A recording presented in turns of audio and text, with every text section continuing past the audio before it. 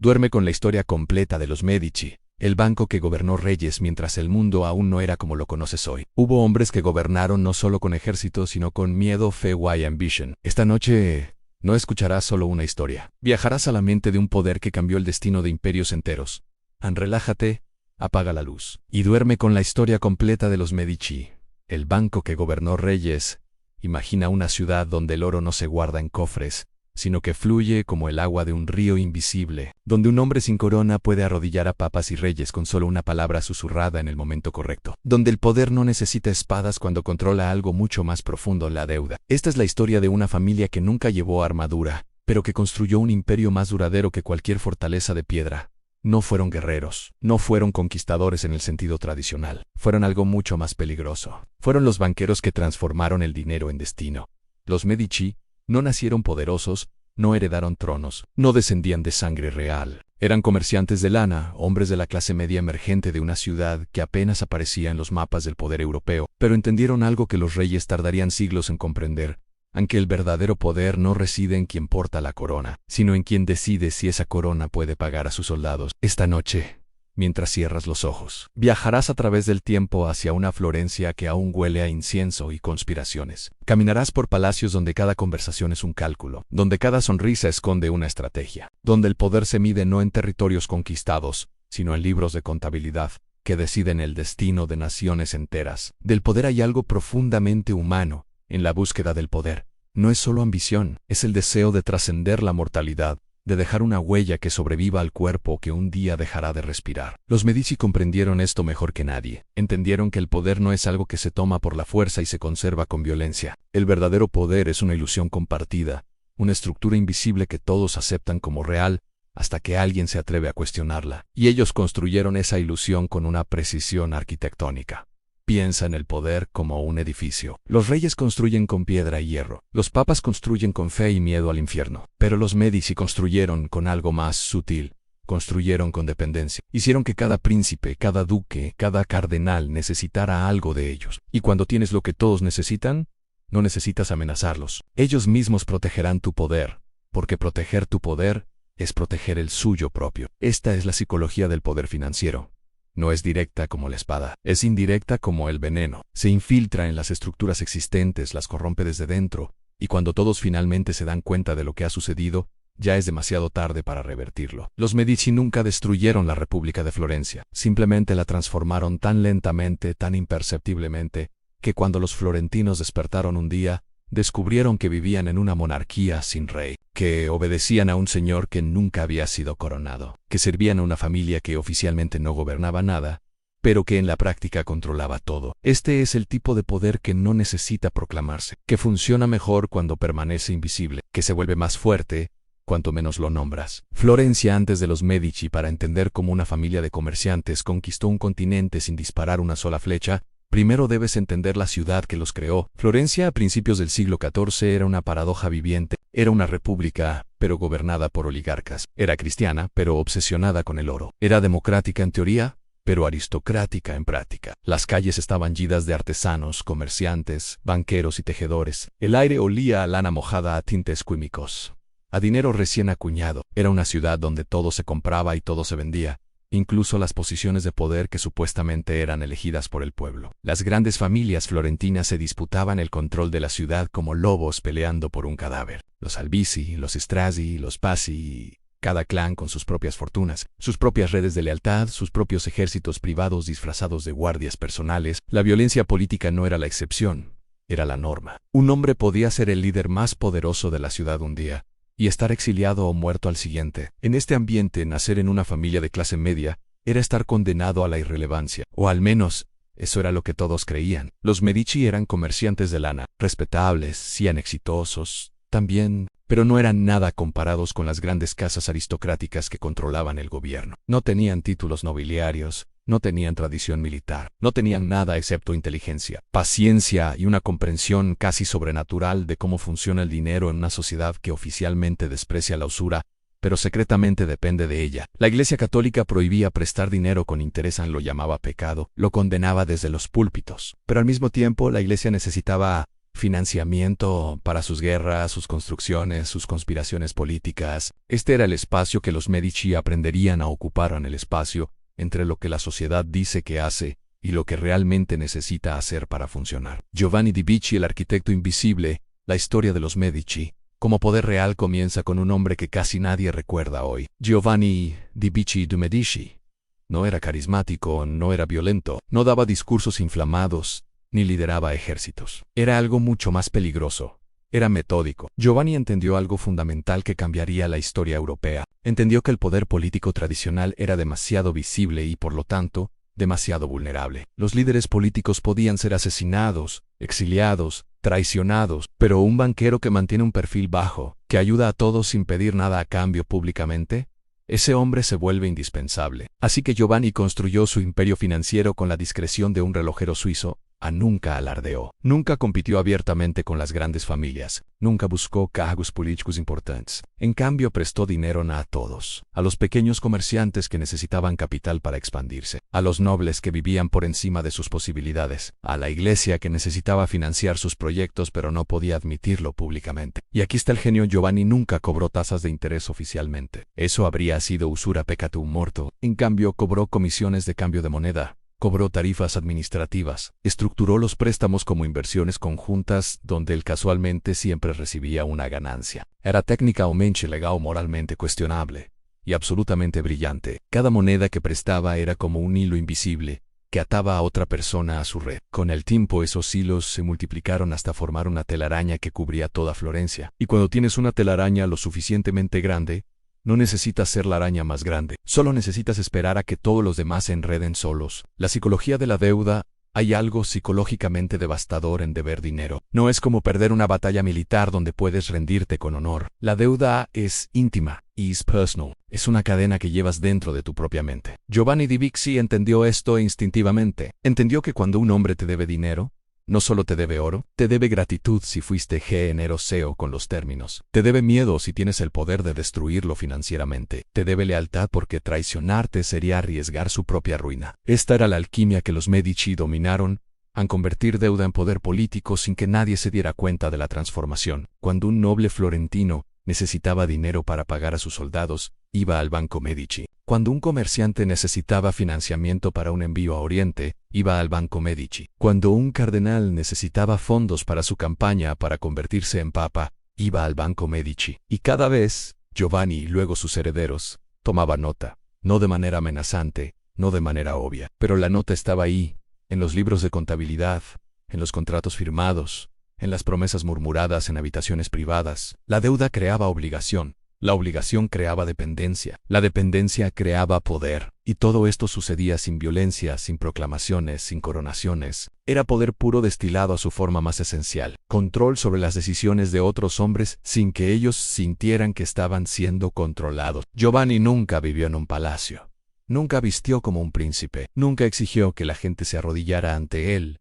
Pero cuando murió, había construido algo que ningún rey de su época poseía: una red financiera que conectaba a Florencia con Roma, con Venecia, con Francia, con los Países Bajos, en un imperio invisible, cuyos límites no estaban marcados por fronteras, sino por contratos. Cosimo, el heredero que entendió el juego cuando Giovanni di Bicci murió, dejó su imperio financiero a su hijo Cosimo. Y aquí la historia podría haber terminado. Muchos imperios familiares colapsan en la segunda generación porque el heredero no tiene la visión del fundador. Pero Cosimo de Medici no solo heredó la fortuna de su padre, heredó su visión y la expandió de maneras que Giovanni nunca había imaginado.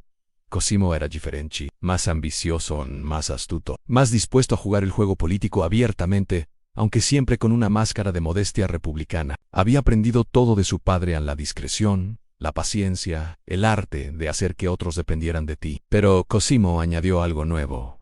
Comprendió que el dinero podía comprar más que lealtad política.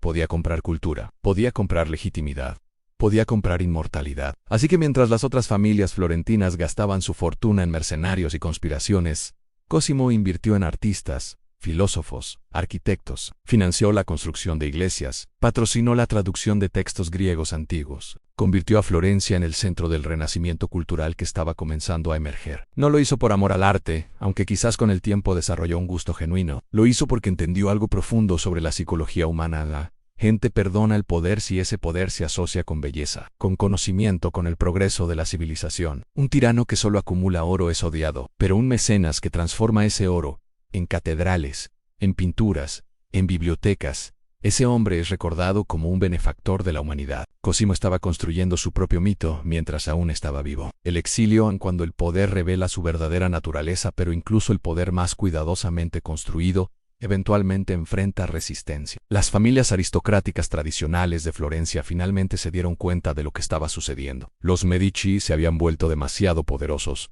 demasiado influyentes, demasiado necesarios. Y eso los hacía peligrosos. En 1433, las familias rivales lideradas por los Albizzi orquestaron un golpe político. Acusaron a Cosimo de aspirar a la tiranía, de socavar la república, de acumular poder ilegalmente Lower Esteron. Lo juzgaron y lo condenaron al exilio. Para cualquier otra familia, esto habría sido el fin. El exilio era muerte política. Significaba la confiscación de propiedades, la destrucción de alianzas, el colapso de todo lo que habías construido. Pero los Albizzi cometieron un error fatal. Exiliaron a Cosimo, pero no destruyeron su red financiera. No podían porque esa red no existía solo en Florencia. Existía en Roma, en Venecia, en Brujas, en Lyon. Los Medici habían construido un imperio descentralizado, y ese imperio no dependía de que Cosimo estuviera físicamente presente en Florencia. Así que Cosimo se fue a Venecia, y desde allí simplemente dejó de prestar dinero a Florencia. Los contratos de los Medici se congelaron, los proyectos de construcción se detuvieron, los comerciantes que dependían del crédito Medici entraron en pánico. Y lentamente, inexorablemente, la economía florentina comenzó a estrangularse. No fue violencia, no fue guerra, fue simplemente la ausencia del flujo de capital que todos habían dado por sentado. Como cortar el suministro de sangre a un órgano. El órgano no muere inmediatamente, pero cada día que pasa, se debilita un poco más. Los Albizzi descubrieron algo aterrador. Habían ganado políticamente, pero habían perdido económicamente. Y en una ciudad de comerciantes, la economía siempre gana. El regreso triunfal un año después del exilio de Cosimo, Florencia estaba al borde del colapso económico. Las familias que habían apoyado su expulsión ahora enfrentaban la ruina financiera. Los pequeños comerciantes, los artesanos, la clase media que era el corazón de la ciudad, todos exigían el regreso de los Medici, no porque amaran a Cosimo, sino porque necesitaban su dinero. La presión se volvió insoportable. El gobierno que había exiliado a Cosimo cayó. Nuevas elecciones se organizaron, y misteriosamente, los candidatos que favorecían el retorno de los Medici ganaron por márgenes abrumadores. Cuando Cosimo regresó a Florencia en 1434, no volvió como un exiliado perdonado, volvió como un conquistador sin haber luchado una sola batalla. Las multitudes lo aclamaron en las calles, los líderes políticos le rogaron que aceptara cargos gubernamentales, que él cortésmente rechazó manteniendo la ficción de que era solo un ciudadano privado.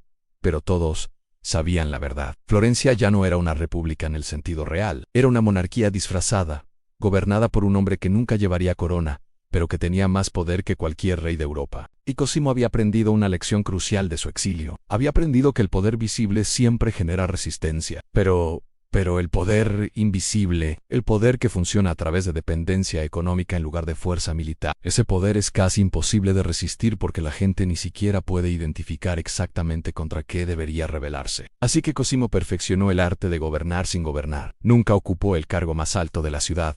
Nunca dio órdenes públicamente, pero todos los que ocupaban cargos oficiales le debían su posición. Y todos sabían que si querían mantenerse en el poder, necesitaban la aprobación silenciosa de Cosimo de Medici. La arquitectura del control invisible Cosimo transformó Florencia durante las 3 décadas siguientes, pero lo hizo de una manera que parecía orgánica, casi accidental, como si la ciudad simplemente estuviera evolucionando naturalmente bajo su propia voluntad. Pero no había nada natural en ello. Cada decisión política importante pasaba primero por el Palacio Medici, oficialmente. No había ceremonias, no había reuniones públicas. Simplemente, los líderes políticos sabían que antes de tomar una decisión importante, era prudente consultar con Cosimo, obtener su opinión, asegurarse de que sus planes no contradijeran los intereses Medici. Y si lo hacían, bueno, esos planes simplemente no se materializaban. Las propuestas morían en comités, los votos se retrasaban indefinidamente, los apoyos políticos se evaporaban misteriosamente. Cosimo había creado lo que los científicos políticos modernos llamarían un estado profundo, una estructura de poder paralela que funcionaba debajo y detrás del gobierno oficial. El sistema electoral de Florencia continuaba. Las asambleas se reunían, los debates se llevaban a cabo, pero todo era teatro. Los resultados reales ya estaban decididos en conversaciones privadas entre Cosimo y los líderes de las principales familias, todos los cuales le debían dinero, favores o ambas cosas. Y Cosimo era generoso con sus amigos. Si apoyabas los intereses Medici, de repente descubrías que tus negocios prosperaban, que recibías contratos lucrativos, que tus hijos se casaban bien, que tu familia ascendía en la jerarquía social. Pero si te oponías, las cosas se volvían difíciles. No de manera obvia, Cosimo nunca amenazaba directamente, pero de alguna manera, tus préstamos se volvían más caros, tus socios comerciales se retiraban, tus aliados políticos te abandonaban, y lentamente te dabas cuenta de que resistir a los Medici era simplemente demasiado costoso. Era más fácil, más rentable, más seguro simplemente aceptar la realidad y trabajar dentro del sistema que Cosimo había construido. El mecenazgo como arma política. Pero Cosimo no solo controló Florencia a través del poder financiero. También comprendió que el poder cultural es tan importante como el poder económico, quizás más importante a largo plazo, porque el dinero puede comprarte obediencia, pero la cultura puede comprarte amor. Así que Cosimo invirtió masivamente en el Renacimiento que estaba comenzando a florecer. Contrató a los mejores artistas de Europa. Brunelleschi para diseñar cúpulas imposibles, Donatello para esculpir bronce y mármol, Fra Angelico para pintar frescos que hacían que los monasterios parecieran ventanas al cielo. Financió la Academia Platónica, donde los mejores pensadores de la época se reunían para discutir filosofía antigua. Patrocinó la traducción de textos griegos que habían estado perdidos durante siglos. Construyó bibliotecas, fundó escuelas, hizo que Florencia fuera sinónimo de genio, de belleza, de progreso intelectual. Y cada pintura, cada escultura, cada libro traducido llevaba el sello invisible de los Medici, no de manera vulgar. Cosimo era demasiado sofisticado para eso. Pero todos sabían quién había hecho posible el Renacimiento. Todos sabían que sin el oro Medici, Florencia seguiría siendo una ciudad de comerciantes sin gloria cultural. Este era mecenazgo como propaganda. Era comprar la narrativa histórica mientras todavía se estaba escribiendo. Los artistas que Cosimo patrocinó no solo crearon belleza, crearon la imagen de los Medici como benefactores de la civilización, como hombres que usaban su riqueza no para acumular más poder, sino para elevar a la humanidad.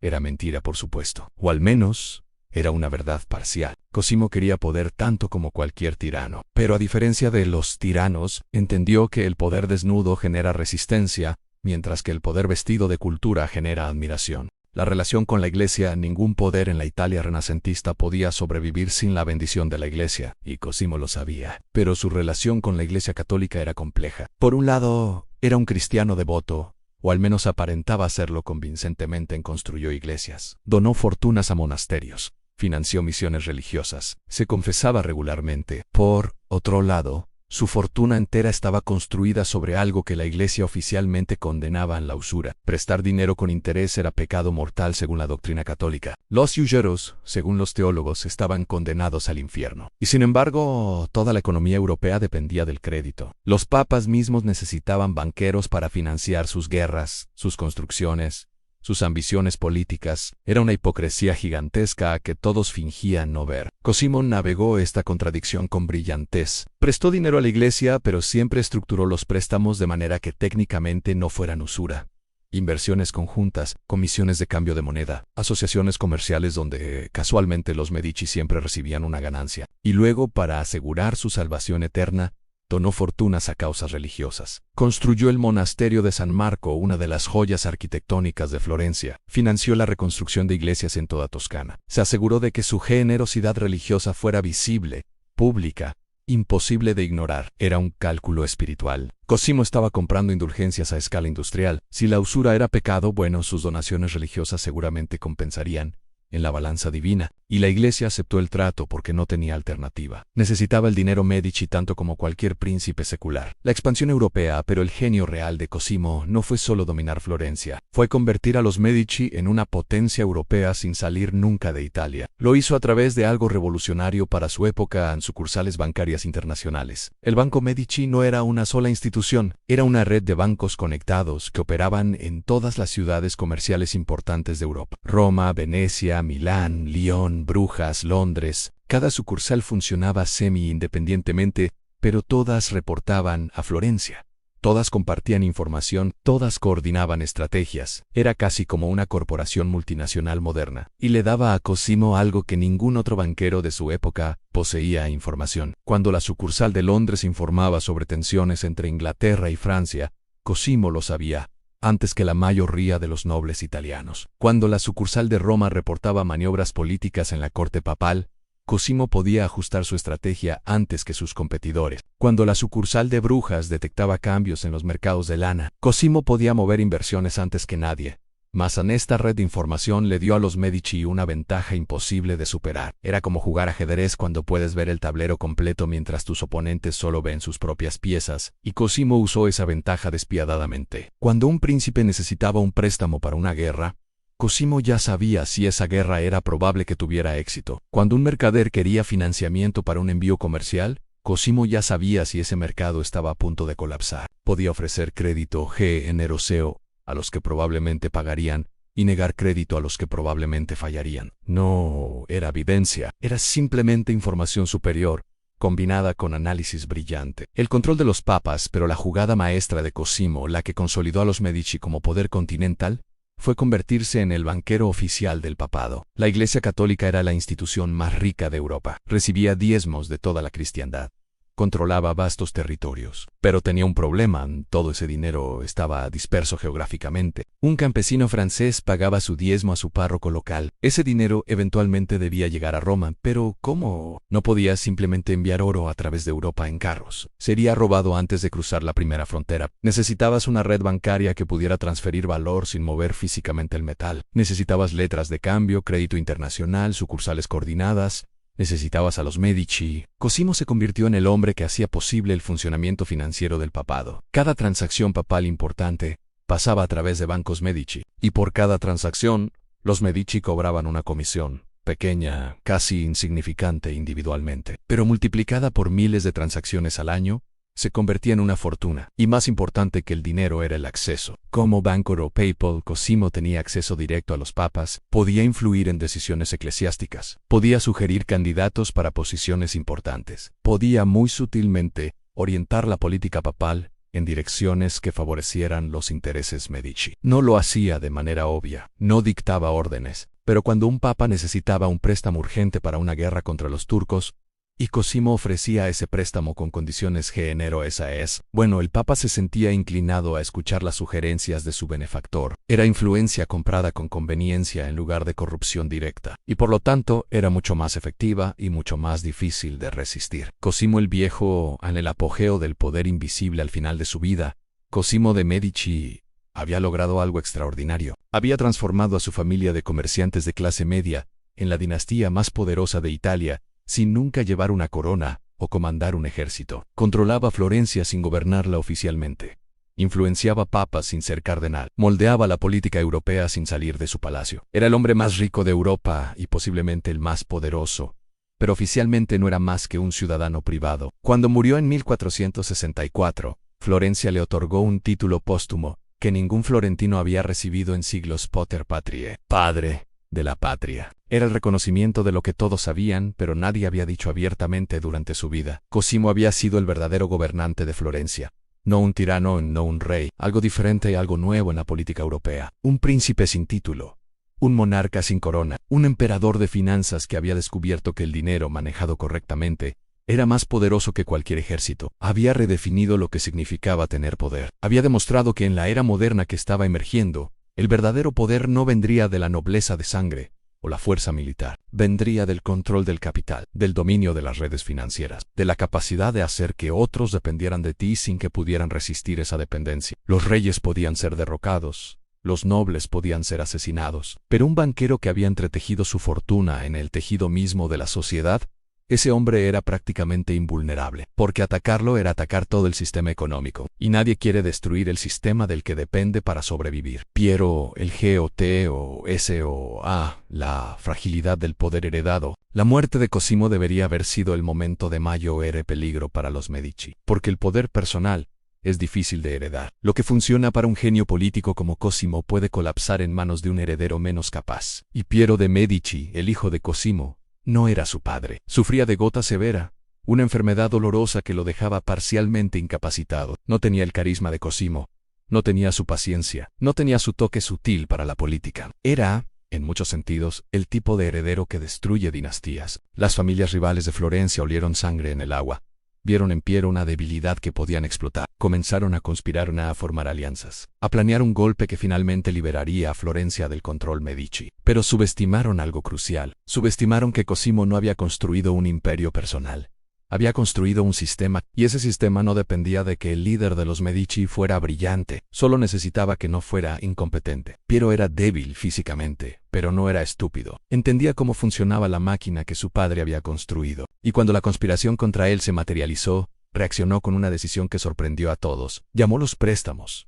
Todos los préstamos. A todos los nobles que le debían dinero, a todos los comerciantes que habían recibido crédito Medici, a todos los que habían estado conspirando contra él inmediatamente. Era una movida brutal, casi suicida, porque si todos se negaban a pagar, el banco Medici colapsaría. Pero Piero apostó a que no se atreverían, porque si el banco Medici colapsaba, arrastraría consigo a la mitad de la economía florentina. Y tenía razón. Los conspiradores no tuvieron más opción que pagar, y al hacerlo, agotaron sus propios recursos. La conspiración se desintegró no por violencia sino por bancarrota. Lorenzo en el nacimiento de un príncipe renacentista.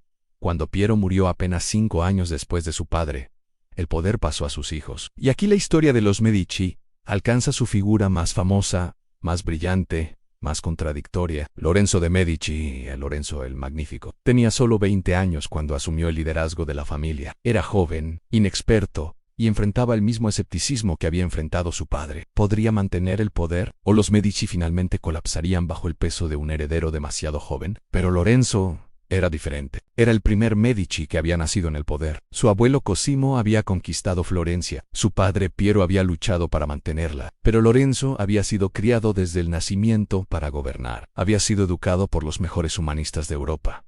Hablaba latín y griego, escribía poesía. Componía música. Era, en todos los sentidos, el prototipo del príncipe renacentista, un hombre que combinaba poder político con refinamiento cultural. Y a diferencia de su abuelo, Lorenzo no sintió la necesidad de esconder su poder. Cosimo había gobernado desde las sombras, manteniendo la ficción de la República Florentina, pero Lorenzo gobernaría abiertamente, transformando gradualmente a Florencia de una república disfrazada en un principado, apenas oculto. No declaró un golpe, no abolió las instituciones republicanas, simplemente las fue vaciando de significado real hasta que fueron poco más que ceremonia. Las elecciones continuaban, pero los resultados eran predecibles. Las asambleas se reunían, pero sus debates eran teatro. El verdadero poder residía en el Palacio Medici, donde Lorenzo tomaba las decisiones que importaban. Era un tipo de poder diferente al de su abuelo, más visible, más osado, más arrogante, pero también más frágil, porque el poder visible genera resentimiento, y el resentimiento, si se acumula lo suficiente, eventualmente explota. El esplendor como estrategia. Lorenzo comprendió algo que su abuelo había intuido, pero que él llevaría a la perfección, que el esplendor público puede compensar la ausencia de legitimidad formal. Si no puedes ser rey por derecho de sangre, puedes serlo por magnificencia. Así que Lorenzo convirtió a Florencia en la ciudad más bella de Europa.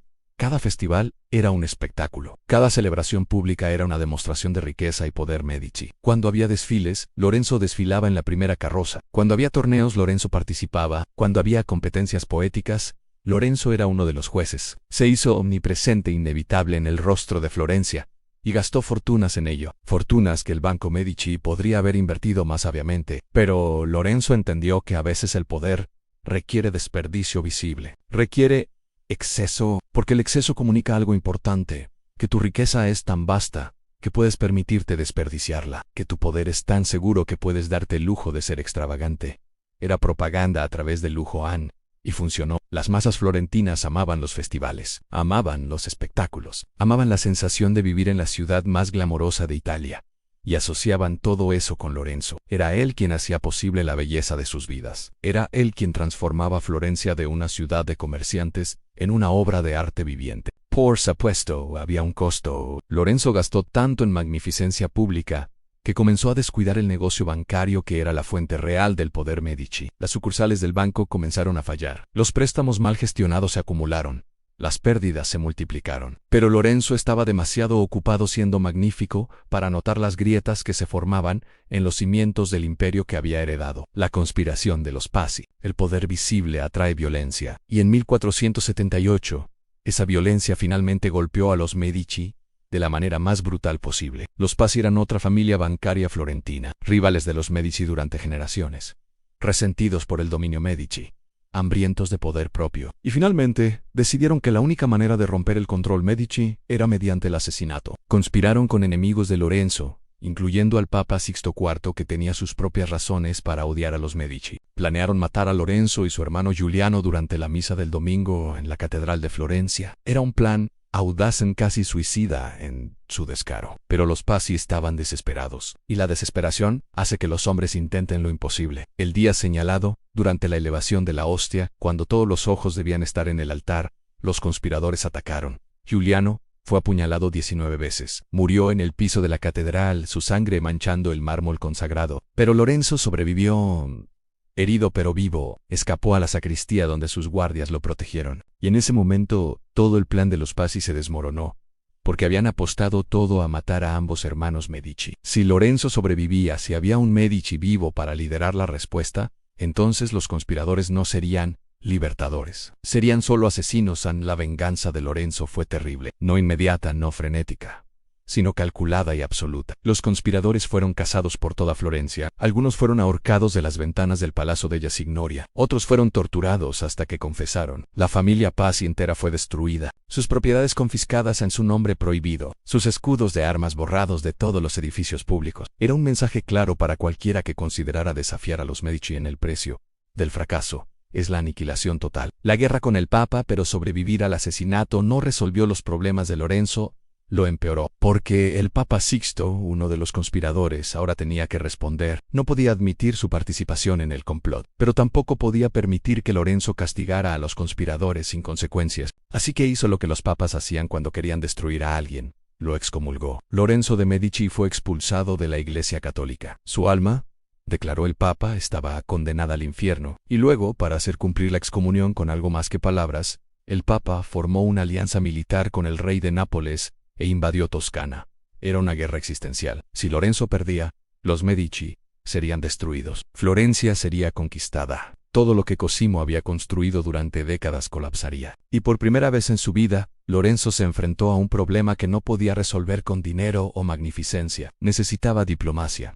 Necesitaba coraje. Necesitaba hacer algo que nadie esperaba. Así que hizo lo impensable. Viajó solo a Nápoles, a la corte del rey que estaba invadiendo su territorio. Se puso a merced de un hombre que tenía todos los motivos para encarcelarlo o ejecutarlo. Era una jugada desesperada, casi suicida. Pero Lorenzo apostó a que el rey de Nápoles era, al final, un hombre práctico. Un hombre que entendía el valor de un aliado florentino más que el placer de destruir a los Medici. Y tenía razón. Después de meses de negociaciones, Lorenzo convenció al rey de romper su alianza con el Papa, de aceptar la paz, de reconocer que los Medici eran más valiosos como socios que como enemigos. Regresó a Florencia como un héroe, el hombre que había salvado a la ciudad con su coraje personal, y su poder, que había sido cuestionado después de la conspiración Pazzi, ahora estaba más sólido que nunca. El equilibrio.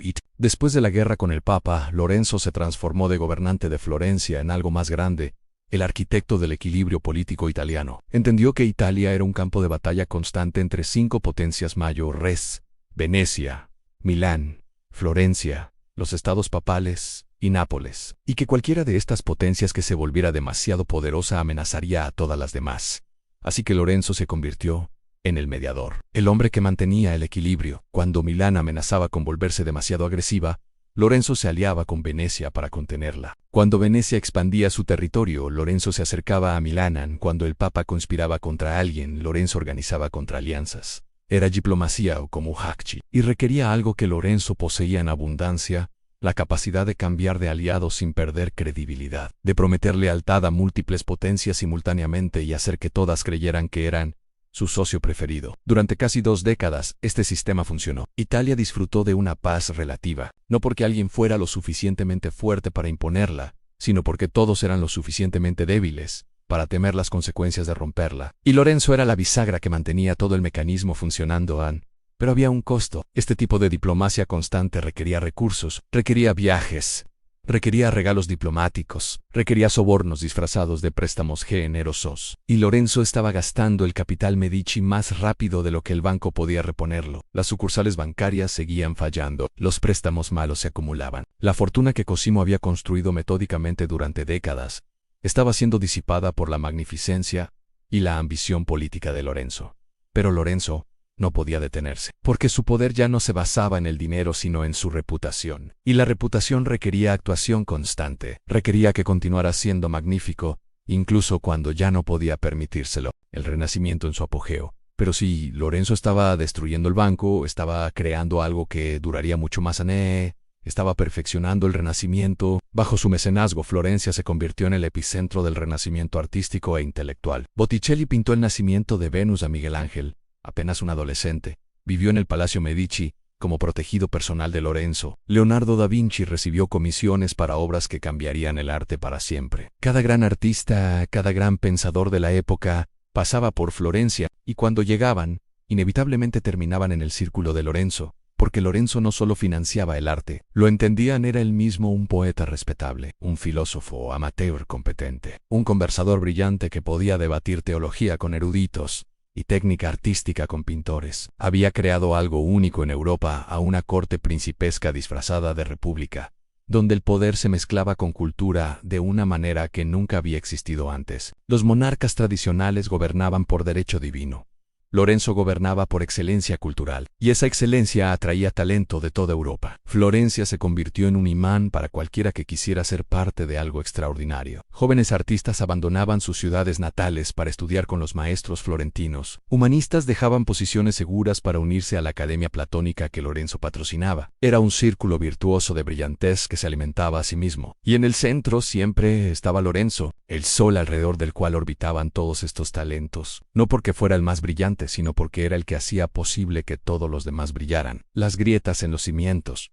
Pero mientras Lorenzo construía gloria cultural, el imperio financiero que sostenía todo comenzaba a desmoronarse. El Banco Medici, que había sido la institución financiera más poderosa de Europa bajo Cosimo, ahora enfrentaba crisis tras crisis. La sucursal de Brujas colapsó después de prestar dinero, imprudentemente, a nobles que no podían pagar. La sucursal de Londres fue cerrada después de pérdidas masivas. Incluso la sucursal de Roma, la más importante, comenzó a reportar problemas. Lorenzo había cometido el error que destruye imperios. Había confundido el capital con ingreso. Gastó como si la fortuna Medici fuera infinita. Como si el banco siempre generaría más dinero, pero la riqueza no es magia. Es el resultado de decisiones cuidadosas, inversiones prudentes, gestión meticulosa, y Lorenzo estaba demasiado ocupado siendo magnífico para ocuparse de esos detalles aburridos. Peor aún, comenzó a tratar al banco como su caja personal. Usó fondos del banco para financiar sus proyectos políticos, para pagar sus alianzas diplomáticas, para sostener su estilo de vida principesco. Era técnicamente robo, pero ¿quién iba a acusarlo? Él era Lorenzo, el magnífico, el hombre que había salvado a Florencia, el mecenas que había hecho de su ciudad la capital cultural de Europa. Pero las matemáticas no respetan títulos, y eventualmente los números dejan de cuadrar. Los acreedores comenzaron a preocuparse, los depositantes empezaron a retirar su dinero. La confianza, esa sustancia invisible que sostiene todo sistema bancario, comenzó a erosionarse, y Lorenzo no sabía cómo detenerlo, porque arreglar el banco habría requerido austeridad. Habría requerido reducir su magnificencia, habría requerido admitir debilidad, y Lorenzo había construido su poder sobre la imagen de invulnerabilidad. Savonarola, el profeta del Apocalipsis. Y entonces, en medio de todas estas grietas que se formaban en el poder Medici, apareció el hombre que sería su némesis más inesperado. Girolamo, un fraile dominico con el rostro demacrado de una asceta y los ojos ardientes de un fanático. Savonarola llegó a Florencia y comenzó a predicar sermones que electrizaron a la ciudad. Denunciaba el lujo, condenaba la corrupción, proclamaba que Dios estaba a punto de castigar a Italia por sus pecados, y sin nombrarlo directamente, todo el mundo sabía que cuando hablaba de lujo y corrupción, hablaba de los Medici. Lorenzo intentó ignorarlo al principio, luego intentó cooptarlo ofreciéndole patrocinio.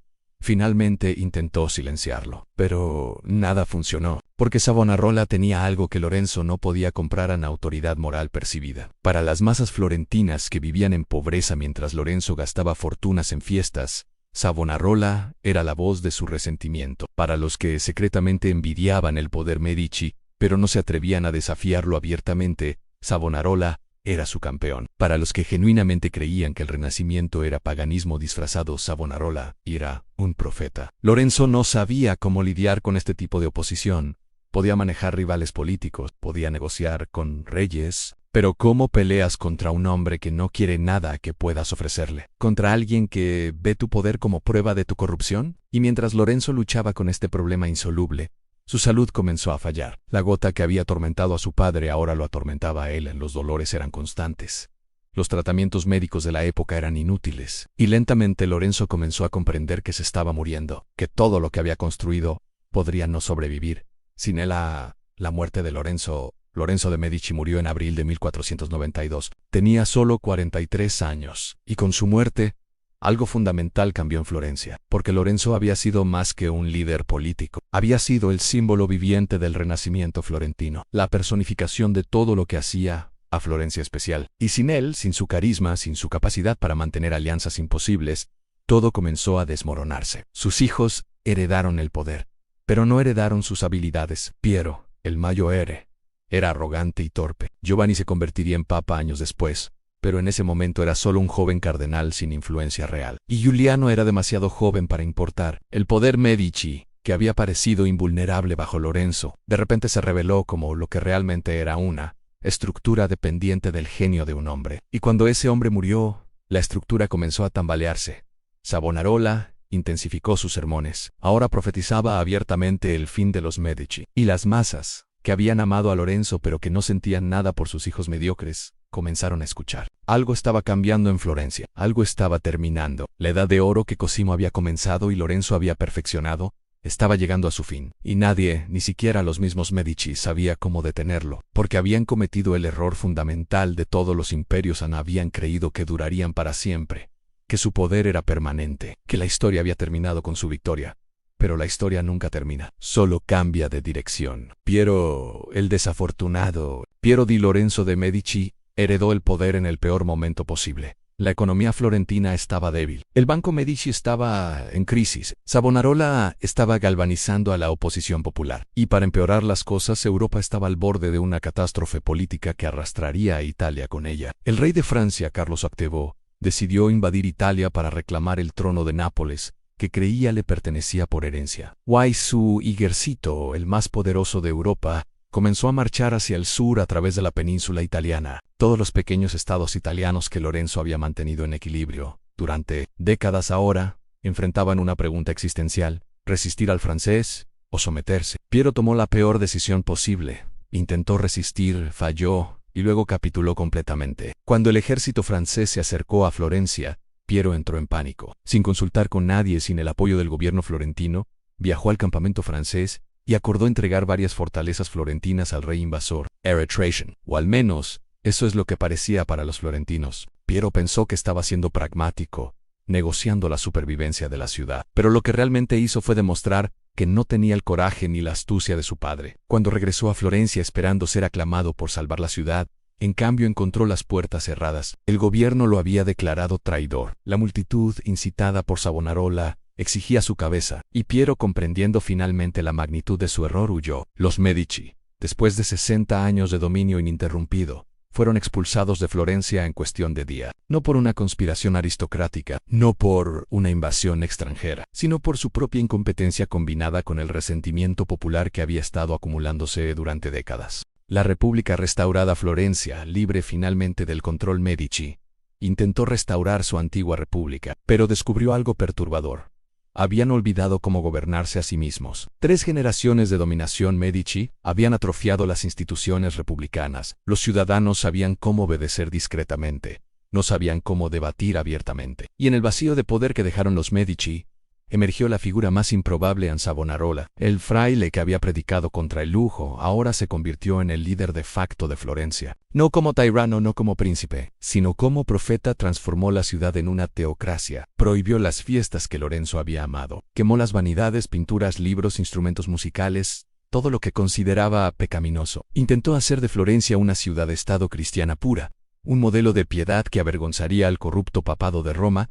Era el Renacimiento al revés. Todo lo que los Medici habían construido culturalmente, Savonarola intentó destruirlo. Pero la pureza fanática es difícil de mantener. Las personas pueden vivir sin lujo durante un tiempo, especialmente si están convencidas de que están salvando sus almas. Pero eventualmente, extrañan la belleza, extrañan la diversión, extrañan la complejidad de la vida normal. Y Savonarola, En su celo por purificar Florencia, cometió un error fatal. Desafió al Papa Ñan, lo acusó de corrupción, de simonía, de todos los pecados que efectivamente plagaban al papado, y el Papa, que tenía muchas fallas pero que no carecía de poder, respondió excomunicando a Savonarola y poniendo a Florencia entera bajo interdicto. Eso significaba que ningún sacramento podía ser administrado, ningún matrimonio, ningún bautismo, ningún funeral cristiano. Para una sociedad profundamente religiosa, era una catástrofe espiritual. La caída del profeta Savonarola se negó a aceptar la excomunión.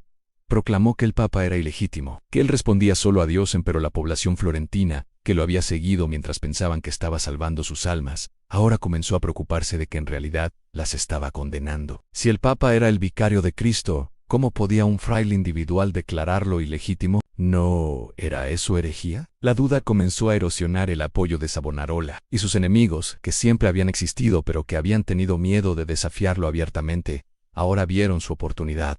Exigieron una prueba, un juicio por fuego. Si Savonarola era realmente un profeta de Dios, entonces Dios lo protegería de las llamas. Savonarola rechazó participar personalmente, pero aceptó que uno de sus seguidores caminara a través del fuego en su nombre. El día del juicio llegó. Toda Florencia se reunió para presenciar el milagro, pero el evento se canceló en el último minuto por razones técnicas. No hubo llamas, no hubo prueba, solo confusión y decepción. While la multitud, siempre voluble, siempre lista para destruir a quien acababa de idolatrar, se volvió contra Savonarola. En cuestión de días fue arrestado, torturado, obligado a confesar herejía, y finalmente, en la misma plaza donde había quemado las vanidades del Renacimiento, fue quemado él mismo. Sus cenizas fueron arrojadas al río Arno, para que ninguna reliquia pudiera quedar, para que sus seguidores no pudieran tratarlo como mártir. Florencia había destruido tanto a los Medici como a su némesis profético. Y ahora, exhausta, confundida, empobrecida por años de inestabilidad, la ciudad se preguntaba qué vendría después. El exilio y la conspiración. Mientras Florencia se desangraba políticamente, los Medici exiliados conspiraban. Piero intentó múltiples veces reconquistar la ciudad por la fuerza, organizó mercenarios, formó alianzas con potencias extranjeras, pero cada intento falló, porque Piero no entendía lo que su bisabuelo Cosimo había comprendido instintivamente, en que el poder en Florencia no se tomaba por la fuerza, sino que se construía a través de redes de dependencia. Eventualmente, Piero se ahogó en el río Garellano mientras huía de una batalla. Murió como había vivido, incompetente. Pero la familia Medici tenía otros miembros, y algunos de ellos eran más astutos. Giovanni de' Medici, el hijo de Lorenzo, que había sido hecho cardenal a los 14 años, gracias a las conexiones papales de su padre, había estado observando y aprendiendo. No intentó reconquistar Florencia militarmente. En cambio, se enfocó en ascender dentro de la jerarquía de la Iglesia. Y en 1513, lo logró. Fue elegido Papa en León X. El primer Papa Medicián era una ironía extraordinaria. La familia que había construido su fortuna a través de la banca, que había sido acusada de usura, que representaba todo lo que Savonarola había denunciado, ahora controlaba el papado mismo. Y León X no perdió tiempo en usar su nueva posición para restaurar el poder Medici en Florencia, no con ejércitos papales directamente. Eso habría sido demasiado obvio. En cambio, manipuló la política italiana de manera que Florencia no tuviera más opción que invitar a los Medici de regreso. En 1512, después de casi 20 años de exilio, los Medici entraron nuevamente en Florencia, no como tiranos conquistadores, sino como salvadores bienvenidos que restaurarían la estabilidad que la ciudad había perdido durante su ausencia. Lorenzo el joven, el fantasma de la grandeza, el nuevo líder Medici en Florencia, era otro Lorenzo. Lorenzo di Pieroan, el duque de Urbino, nieto del Magnífico. Pero este Lorenzo era solo una sombra del hombre que llevaba su nombre. Era el títere de su tío. El Papia no tenía el genio político de Cosimo. No tenía la magnificencia de Lorenzo el Magnífico. No tenía nada excepto un apellido famoso y el respaldo del papado. Pero ese respaldo era suficiente. León X estaba decidido a restaurar la gloria Medici. Quería que su familia no solo gobernara Florencia, sino que se convirtiera en una dinastía real reconocida. Casó a su sobrino Lorenzo con una princesa francesa. Conspiró para que los Medici obtuvieran títulos nobiliarios. Soñaba con crear un reino Medici que finalmente legitimara lo que durante generaciones había sido un poder ilegítimo. Pero antes de que estos planes pudieran materializarse, Lorenzo el joven murió. Tenía solo 27 años, y con su muerte, los planes de León X se complicaron, porque ya no había un heredero Medici, obvio. La línea directa de Cosimo y Lorenzo el Magnífico se había extinguido. Los únicos Medici que quedaban eran de líneas secundarias. Y mientras León intentaba reorganizar su estrategia dinástica, Europa explotó en una crisis que cambiaría el cristianismo para siempre. Un monje alemán llamado Martín Lutero clavó sus 95 tesis en una puerta de iglesia. La reforma protestante había comenzado, y León X, el Papa Medici que había gastado fortunas en arte y política, de repente enfrentaba una amenaza existencial para la iglesia misma. Intentó reprimirla, condenó a Lutero, excomulgó a cualquiera que siguiera las herejías protestantes. Pero era demasiado tarde, la cristiandad se estaba dividiendo, y el papado, que había sido el arma más poderosa de los Medici, de repente era mucho menos importante en un mundo donde la mitad de Europa rechazaba su autoridad. Clemente VII, el papa que vio Roma arder después de León X, vino otro papa Medici. Clemente VII, hijo ilegítimo de Giuliano de Medici, había sido criado en el Palacio Medici, como miembro de la familia, pero siempre consciente de que su nacimiento era su limitación. Y ahora, contra todo pronóstico, era el líder de la Iglesia Católica. Pero Clemente fue quizás el papa más desafortunado de la historia. Su papado coincidió con el ascenso de dos superpotencias que estaban transformando Europa, el emperador Carlos V y el rey Francisco I de Francia. Ambos querían dominar Italia. Ambos veían al papado como un peón en su juego. Y Clemente, atrapado entre ellos, intentó jugar al mismo juego de equilibrio que Lorenzo el Magnífico había dominado. Pero Clemente no era Lorenzo. Cambiaba de aliado constantemente, prometía lealtad a ambos bandos simultáneamente, y eventualmente ambos bandos dejaron de confiar en él en 1527, las tensiones explotaron, un ejército imperial formado por mercenarios alemanes, muchos de ellos luteranos que odiaban al Papa, marchó sobre Roma. Clemente pensó que podía negociar, que podía comprar su salida de la crisis como los Medici siempre habían hecho. Pero estos soldados no querían dinero. Querían venganza contra la ciudad que simbolizaba todo lo que odiaban sobre la Iglesia Católica. El saqueo de Roma fue una de las mayores catástrofes de la historia europea. Durante meses, los mercenarios saquearon, violaron, asesinaron, profanaron iglesias, robaron tesoros de valor incalculable, destruyeron arte que nunca sería reemplazado, y Clemente, encerrado en el Castel Sant'Angelo, solo podía mirar impotente mientras Roma ardía. Cuando finalmente terminó, la ciudad estaba en ruinas. El papado, humillado, y el prestigio de los Medici, construido durante generaciones, seriamente dañado. Alessandro, el primer duque, mientras Roma se recuperaba del saqueo, Florencia nuevamente intentó librarse de los Medici. Aprovechando la debilidad de Clemente después de la catástrofe romana, los republicanos florentinos organizaron otra revuelta. Los Medici fueron expulsados nuevamente por tercera vez en 50 años, pero Clemente no iba a permitir que la historia se repitiera. Esta vez, cuando recuperó Florencia con ayuda militar imperial, no restauró la ficción republicana. En cambio, abolió formalmente la república e instaló a Alessandro de Medici como duque de Florencia. Era el fin oficial de la república que había existido durante siglos. Florencia ahora era oficialmente un principado. Los Medici ya no pretendían ser ciudadanos privados que casualmente tenían más poder que nadie. Ahora eran nobles reconocidos duquis, príncipes. Pero Alessandro era una elección extraña para primer duque. Era probablemente el hijo ilegítimo de Lorenzo el Joven, aunque algunos rumores decían que era hijo del Papa Clemente, y su madre era una sirvienta, posiblemente africana. En una época obsesionada con la pureza de sangre, Alessandro era un bastardo de piel oscura, gobernando una de las ciudades más orgullosas de Italia, y gobernó como tirano, no al estilo discreto de Cosimo el Viejo, sino abiertamente, brutalmente. Eliminó a opositores. Violó la constitución florentina que supuestamente limitaba su poder. Se hizo cada vez más paranoico y violento. Era como si todos los peores instintos que los primeros Medici habían controlado cuidadosamente, ahora se liberaran sin restricción. Y en 1537, después de solo 6 años como duque, Alessandro fue asesinado por su propio primo Lorenzino di Medici, en lo que el asesino proclamó como tiranicidio justificado. Los Medici estaban matándose entre sí, la familia se estaba devorando desde dentro. Cosimo I en el renacimiento de la dinastía, pero la historia de los Medici no terminó con el asesinato de Alessandro, porque la familia tenía un as escondido en Cosimo I, de una rama menor de los Medici, descendiente de Lorenzo el Viejo, el hermano de Cosimo el Viejo. Casi nadie esperaba nada de él. Era joven, inexperto, carecía de conexiones poderosas. Los oligarcas florentinos pensaron que podrían controlarlo como títere, mientras ellos ejercían el poder real. Pero Cosimo I resultó ser el Medici más astuto. Desde Cosimo el Viejo, Había aprendido de los errores de sus predecesores. Entendió que Alessandro había fallado por ser demasiado abiertamente tiránico, que Lorenzo el Magnífico había gastado demasiado, que Piero el Desafortunado había sido simplemente incompetente. Así que Cosimo primero gobernó con una mezcla de astucia política y pragmatismo brutal. Eliminó a los oligarcas que pensaban controlarlo.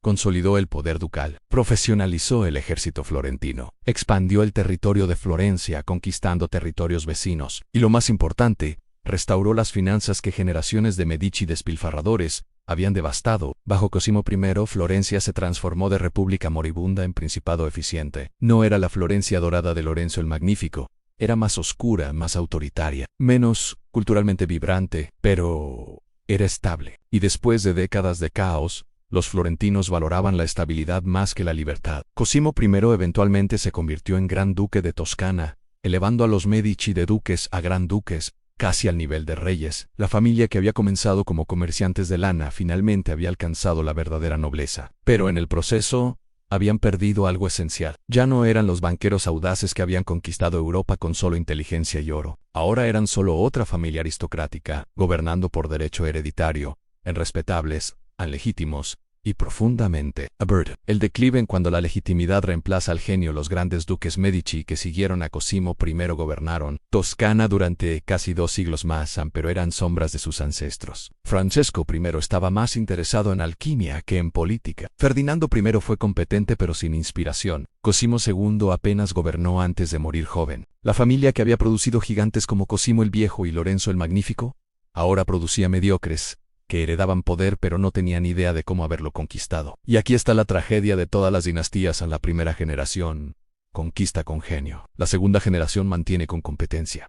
La tercera generación hereda sin comprender. Y las generaciones siguientes simplemente existen, confundiendo su posición heredada con mérito personal. Los Medici posteriores gastaron fortunas en ceremonial vacío, en títulos cada vez más grandiosos, en árboles genealógicos fabricados que los conectaban con familias nobles antiguas. Intentaban desesperadamente olvidar que sus ancestros habían sido comerciantes. Querían ser percibidos como sangre azul legítima, no como nuevos ricos que habían comprado su camino hacia la nobleza, pero en el proceso perdieron exactamente lo que había hecho grandes a los primeros. Medici, a la disposición a romper reglas, la astucia mercantil, la comprensión de que el poder es algo que se gana constantemente, no algo que se posee permanentemente. La Toscana de los Medici tardíos era próspera en términos relativos, inestable, culturalmente respetable, pero ya no era importante. Ya no definía el futuro de Europa. Era simplemente otro principado italiano entre docenas, gobernado por descendientes adormecidos de conquistadores brillantes. Y el Banco Medici, la institución que había construido todo el imperio, hacía tiempo que había dejado de existir. María de Medici, el último destello, pero hubo un último momento de gloria Medici, no, en Florencia. En Francia, María de Medici, descendiente de Lorenzo el Magnífico, se casó con el rey Enrique IV de Francia, y cuando Enrique fue asesinado, ella se convirtió en regente de Francia, gobernando en nombre de su hijo menor de edad. Luis XIII. María no era brillante, no era particularmente astuta, pero llevaba el apellido Medici. Y ese apellido todavía significaba algo en Europa. Todavía evocaba recuerdos de una familia que había conquistado sin ejércitos, que había gobernado sin coronas, que había transformado el comercio en poder. María intentó gobernar Francia de la manera que los Medici habían gobernado Florencia, a través de matrimonios estratégicos, alianzas financieras, mecenazgo cultural. Contrató a Rubens para pintar su vida como epopeya heroica. Construyó palacios e intentó ser la nueva Lorenzo el Magnífico. Pero Francia no era Florencia. Era una monarquía absoluta donde el poder fluía del rey, no de redes financieras. Y cuando su hijo Luis maduró, simplemente la apartó del poder. María pasó sus últimos años en exilio, pobre, olvidada, muriendo sola en Colonia. Era un final apropiadamente triste para el último Medici que intentó jugar el juego que sus ancestros habían dominado, porque el mundo había cambiado. El tipo de poder que los Medici habían perfeccionado, poder financiero ejercido a través de redes bancarias internacionales, ya no era suficiente. Las nuevas superpotencias europeas tenían sus propios bancos, sus propias redes financieras, ya no necesitaban intermediarios italianos, y sin su monopolio financiero, los Medici eran solo otra familia noble, respetable, histórica, pero irrelevante. El fin de la línea. La dinastía Medici terminó de la manera más patética posible, con un suspiro en lugar de un grito. En 1737 murió Gian Goston de Medici, el último gran duque Medici. No tenía herederos. No tenía esperanza. Había pasado los últimos años de su vida prácticamente recluido, alcoholizado, rodeado de jóvenes aduladores que lo entretenían mientras la Toscana era efectivamente gobernada por otros. Cuando murió, el ducado pasó a la Casa de Lorena a través de acuerdos dinásticos europeos. Los Medici simplemente dejaron de existir como fuerza política.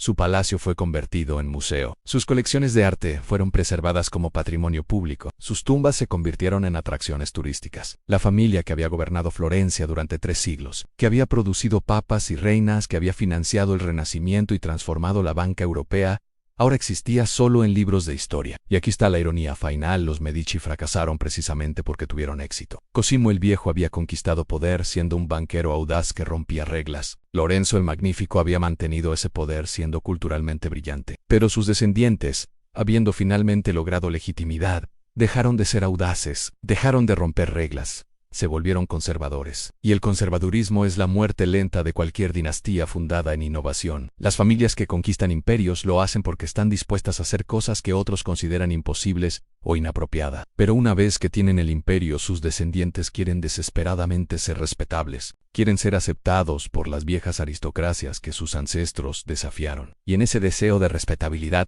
pierden exactamente lo que los hizo poderosos en primer lugar: legado en el banco que gobernó reyes. Pero si los Medici fallaron como dinastía, triunfaron como concepto, porque demostraron algo fundamental sobre la naturaleza del poder moderno. Demostraron que en el mundo que estaba emergiendo después de la Edad Media, el verdadero poder no vendría de ejércitos o de derecho divino, vendría de capital y de redes financieras, de la capacidad de hacer que otros dependan de ti económicamente. Los reyes medievales gobernaban por conquista y por la gracia de Dios, pero los Medici gobernaron por algo más sutil y más duradero. Gobernaron porque todos los demás les debían dinero. Y la deuda, más que cualquier ejército, crea dependencia, crea obligación, crea poder invisible que no puede ser destronado porque está integrado en el sistema mismo. Cada institución financiera moderna, cada banco multinacional o cada red de crédito internacional es descendiente del modelo que los Medici perfeccionaron. La idea de que el dinero puede ser convertido sistemáticamente en poder político, que la dependencia financiera puede ser más efectiva que la fuerza militar, que el control de capital es control de destino. Y los Medici también demostraron algo sobre la cultura. Demostraron que el mecenazgo, el apoyo financiero al arte y el pensamiento, no es solo vanidad, es poder. Es la capacidad de definir qué es valioso, qué es importante, qué será recordado. Lorenzo el Magnífico no solo financió el Renacimiento, lo dirigió. Decidió qué artistas serían recordados y cuáles serían olvidados, qué ideas serían preservadas y cuáles descartadas. El dinero que gastó en arte compró algo que los ejércitos nunca podrían comprar. Compró inmortalidad. Cuando cierras los ojos esta noche, cuando te deslices hacia el sueño, piensa en esto: los Medici han estado muertos durante siglos. Su banco colapsó, su dinastía se extinguió, su poder se evaporó. Pero cada vez que alguien visita Florencia y admira sus catedrales, cada vez que alguien estudia el Renacimiento, cada vez que un museo exhibe un Botticelli o un Miguel Ángel, los Medici conquistan nuevamente, porque entendieron lo que la mayoría de los poderosos nunca comprenden: que el verdadero poder no es hacer que te obedezcan mientras vives, es hacer que te recuerden después de morir. Y en eso los Medici lograron algo que ningún rey de su época logró: se convirtieron en inmortales, no como personas, sino como idea, como prueba de que la inteligencia puede derrotar a la nobleza de sangre, que el capital puede vencer a los ejércitos, que un comerciante astuto puede conquistar lo que un guerrero nunca podría. Esa es la historia completa de los Medici: el banco que gobernó reyes, la familia que convirtió el oro en dinastía, los comerciantes que se convirtieron en príncipes sin nunca empuñar una espada. Buenas